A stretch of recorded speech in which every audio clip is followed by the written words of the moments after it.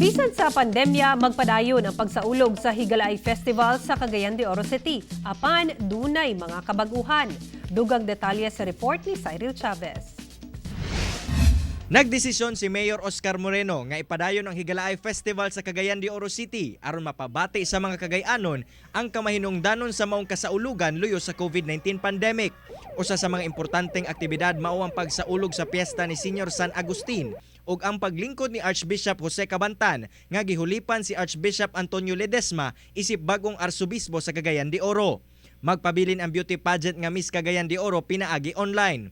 Magpadayon sab ang Higalaay Photo Contest ug Fluvial Parade. Ang akong kuan ani is let's endeavor to rebuild the city, rebuild our confidence, pero di lang gid nato kalimtan ang atong public health. Even sa shoot mismo ginalimitahan nato ang tao.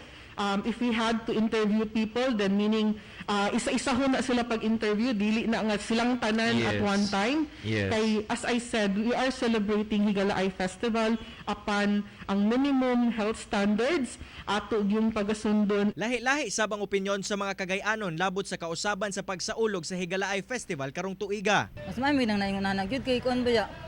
Para malingaw sa mga tao ba bisag inani karon nga na problema sa kuan sa atong Pilipinas. Sa pagkakaroon murag dili sa lang sa siguro kay bisag sa online mangyapon murag wa mangyapon siguro. Wala na lang. Sa ako okay na siya kay para mas kayuhan sa tanan.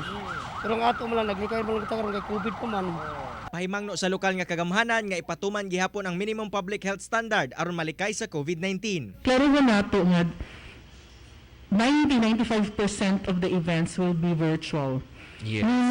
I-shoot na kinidaan, talk show format, and then ipakita na lang ni diha sa atong Higalaay Festival nga page sa Facebook ug mag-plug ko nga palihog i-like nato ni nga page tungod kay tanan nato nga mga events dinha nato ipakita. Kauban si James Yap sa kamera. Ako si Cyril Chavez para sa One Mindanao.